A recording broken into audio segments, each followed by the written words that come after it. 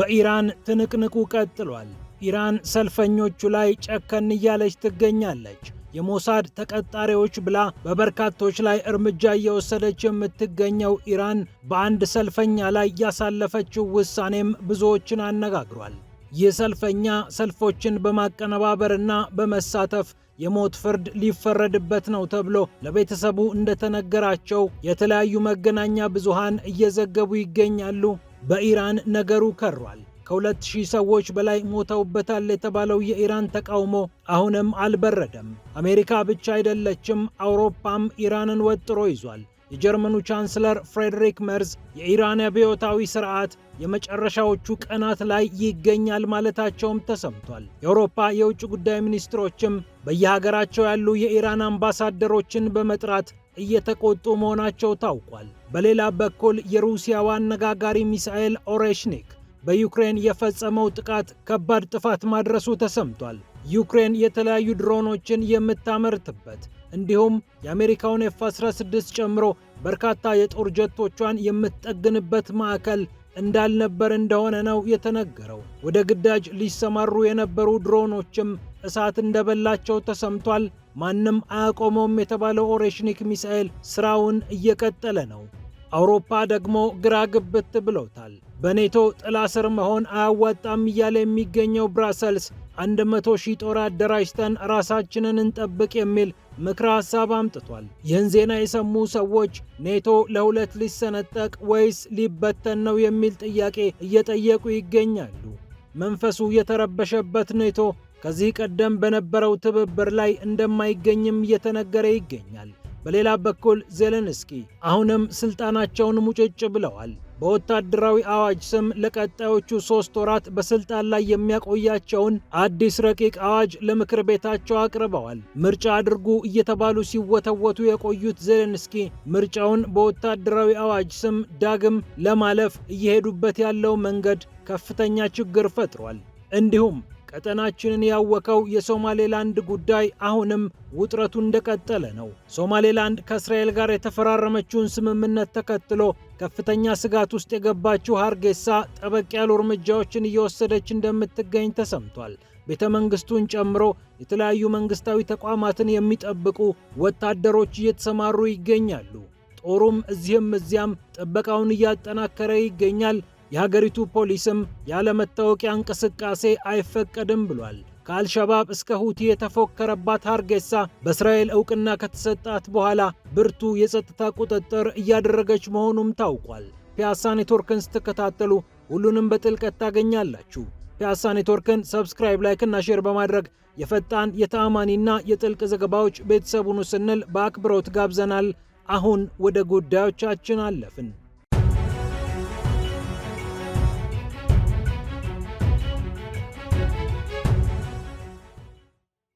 2000 ሰዎች ሞቱ እየተባለ በሚገኝበት በኢራን 2000 ሰዎች ሞተዋል እየተባለ ይገኛል።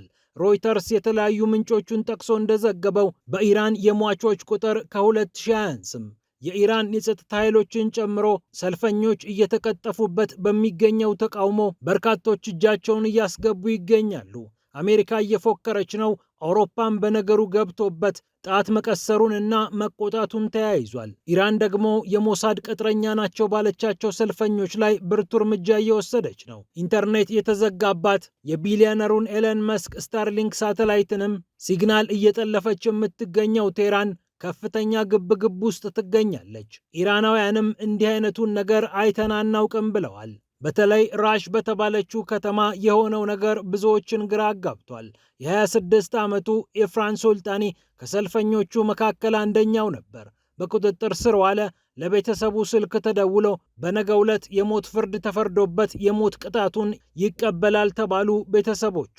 በዚህ ከፍተኛ ድንጋጤ ውስጥ የገባው ቤተሰብም ለተለያዩ አካላት አቤት እያለ ይገኛል። የሰብአዊ መብት ድርጅቶች መሆናቸውን የሚገልጹ ተቋማትም የዚህን ሰው የሞት ቅጣት ለማስቀረት እየተጯጯሁ ይገኛሉ።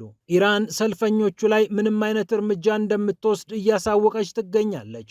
ከዚህ ቀደም ለስለስ ለማድረግ የሞከረችው ነገር ስላልሰራ ወደ ከፋ እርምጃ እየተሻገረች ነው። ሌሎች ሰልፈኞችም ከተያዛችሁ በሞት ትቀጣላችሁ የሚል መልእክት ለማስተላለፍ ነው ቴህራን ይህንን ያደረገችው እየተባለ ነው። እስራኤልና ሲአይኤ ከጀርባ አሉበት ብላ የምትናገረው ኢራን አሁንም በሰላማዊ መንገድ መቃወም እንደሚቻል የሌሎችን ተልዕኮ አንግቦ ግን መንቀሳቀስ እንደማይፈቀድ እየገለጸች ትገኛለች። አሜሪካ ፉከራዋን በቀጠለችበት በዚህ ሰዓት አውሮፓን በነገሩ ገብቶበት ኢራንን እያስጠነቀቀና ጣት እየቀሰረ ይገኛል። የጀርመኑ ቻንስለር ፍሬድሪክ ሜርዝ የኢራን አብዮታዊ ስርዓት የመጨረሻው ቀናቱ ላይ ይገኛል ሲሉ ተናግረዋል። የጀርመኑ ቻንስለር ይህንን ያሉት በኢራን ጉዳይ አስተያየት እንዳላቸው ተጠይቀው ነው። አንድ ስርዓት ስልጣኑን በጉልበት ማጽናት ካልቻለ የመጨረሻው ምዕራፍ ላይ እንደሚገኝ ማረጋገጥ እንችላለን። አብቅቶለታል ማለት ነው። ህዝቡ በኢራን መንግስት ላይ ተነስቶበታል ብለዋል ፍሬድሪክ ሜርዝ። ሌሎች የአውሮፓ የውጭ ጉዳይ ሚኒስትሮችም ነገሩን ጠንካራ አድርገው ይዘውታል። የስፔን የውጭ ጉዳይ ሚኒስቴር መስሪያ ቤት ማድሪድ የሚገኙትን የኢራን አምባሳደር በመጥራት በከፍተኛ ቁጣ የሀገራቸውን መንግስት አቋም እንደገለጹ አጃንስ ፍራንስ ፕሬስ ዘግቧል። የፊንላንድ የውጭ ጉዳይ ሚኒስትር የሆኑት ኤሊና ቫልቶኔንም በተመሳሳይ በኤክስ ገጻቸው ላይ የኢራኑን አምባሳደር ጠርቼ አቋሜን እገልጽለታለሁ ብለዋል። ይህ በፍጹም ልንታገሰው የማይገባው ጉዳይ ነው ሲሉም የኢራንን ጉዳይ በተመለከተ አስተያየታቸውን ሰጥተዋል።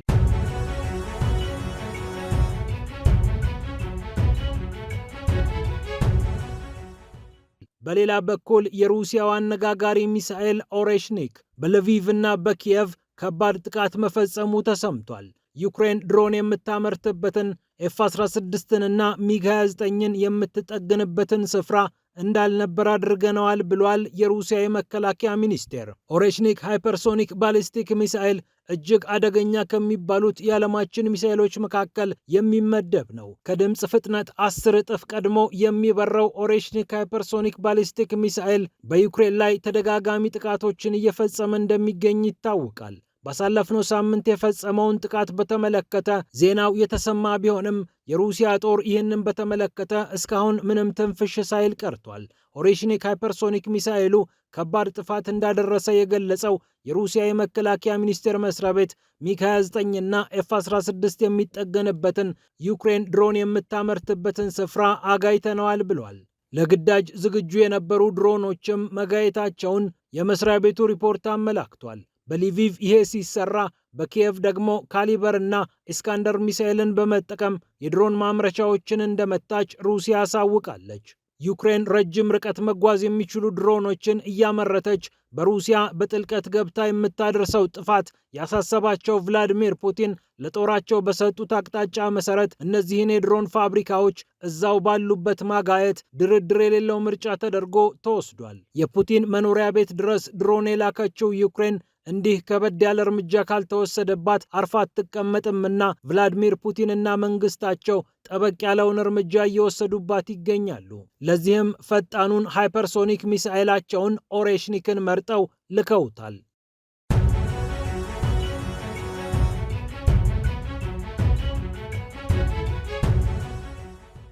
ከዚሁ ጉዳይ ብዙም ፈቀቅ ሳንል አውሮፓ ግራ ገብቶታል።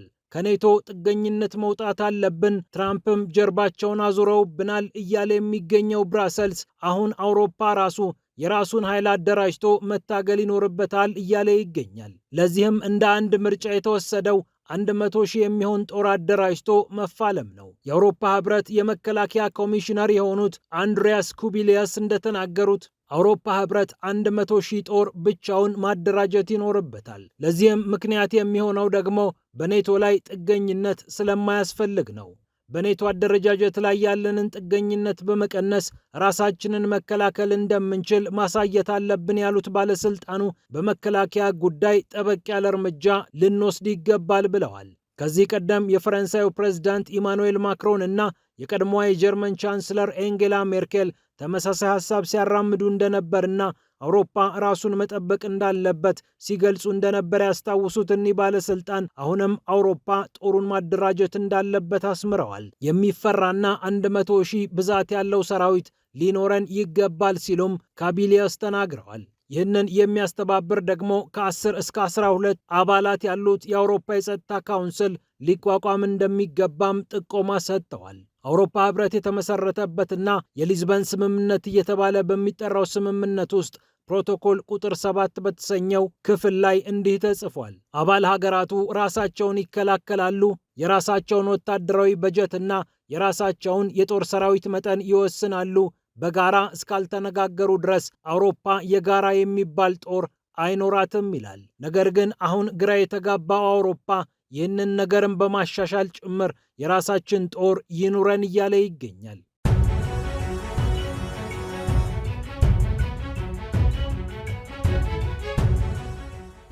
በሌላ በኩል የዩክሬኑ ፕሬዝዳንት ቮሎዲሚር ዜሌንስኪ በወታደራዊ አዋጅ ስም ስልጣናቸውን ለማራዘም እየሰሩ ነው። ለቀጣዮቹ 90 ቀናት በስልጣን የሚያቆያቸውን እርምጃ ለመውሰድ ጫፍ ላይ የሚገኙት የዩክሬኑ ፕሬዝዳንት ለሀገራቸው ፓርላማ ረቂቅ አዋጆችን ልከዋል። ከሁለቱ ረቂቅ አዋጆች መካከል አንደኛው ወታደራዊ አዋጁን ማጽናት ሲሆን ሁለተኛው ደግሞ ወታደራዊ አዋጁን ተከትሎ አስገዳጅ ምልመላ በወጣቶች ላይ ማከናወን ነው። ሁለቱም ጉዳዮች አሁንም ማወዛገባቸውን ቀጥለዋል። የፊታችን ግንቦት ወር ያለ ምርጫ ሁለተኛ ዓመታቸውን የሚያከብሩት ዜሌንስኪ እንደምታዩት ጦርነት ላይ ነን፣ ምርጫ ማድረግ አንችልም እያሉ እያሳበቡ ስልጣናቸውን ይዘው ቀጥለዋል። ሩሲያ እርሳቸው ስልጣን ላይ እስካሉ ድረስ እውነተኛ ስምምነት አይኖርም እያለች ትገኛለች። የአሜሪካው ፕሬዝዳንት ዶናልድ ትራምፕም ይህንን አጠናክረው አዎ ልክ ነው፣ ምርጫ መደረግ አለበት የሚል አቋም ይዘዋል። ሰውየው ግን አሜሪካ ትኩረቷን ኢራን ላይ አድርጋለችና 90 ቀናት ይጨመርልኝ ብለው ለሀገራቸው ፓርላማ ረቂቅ አዋጁን አስቀምጠውለታል።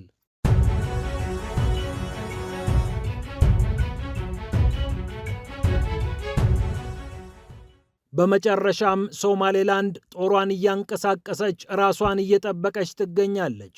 በሀገሪቱ ፕሬዝዳንታዊ ጽሕፈት ቤት አካባቢ ጠበቅ ያለ ቁጥጥርና የወታደር ስምሪት እንዳለም ሶማሌ ጋርዲያን ዘግቧል። ወደ አፍሪካ ደግሞ መታወቂያ ያልያዘ በሶማሌላንድ ጉዱ ፈላ እያለ ይገኛል። ከአልሸባብ እስከ ሁቲ የተፎከረባት በተለያዩ ኃይሎች ጥርስ ውስጥ የገባችው ሶማሌላንድ በእስራኤል ዕውቅና ከተሰጣት በኋላ ጸጥታዋን ማጠናከር እንዳለባት አውቃለች። ሞቃዲሾ እየተበሳጨች ባለችበት በዚህ ሰዓት ሁቲዎችም አልሸባብም ሀርጌሳን እናጠቃለን ብለው እየፎከሩ በሚገኙበት በዚህ ሰዓት ወታደራዊ ቁጥጥሩ መኖሩ ብዙም አላስገረማቸውም። ለብዙዎች መንግስታዊ ህንፃዎች፣ ሌሎች የጸጥታ ተቋማትና መሰረተ ልማቶችን የሚጠብቅ ጦር እየተንቀሳቀሰ እንደሚገኝም ታውቋል።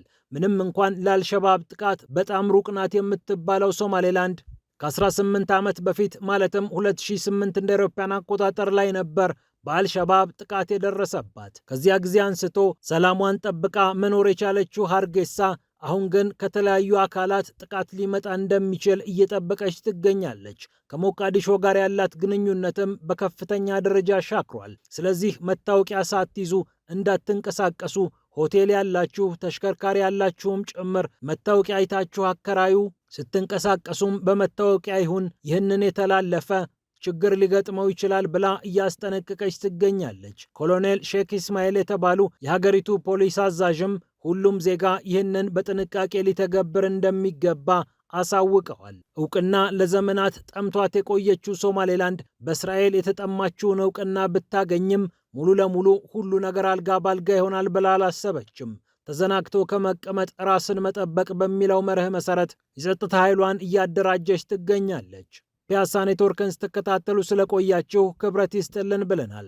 ፒያሳ ኔትወርክን ሰብስክራይብ፣ ላይክ እና ሼር በማድረግ የፈጣን የተአማኒና የጥልቅ ዘገባዎች ቤተሰቡን ስንል በአክብሮት ጋብዘናል። ሰላም ለዓለማችን።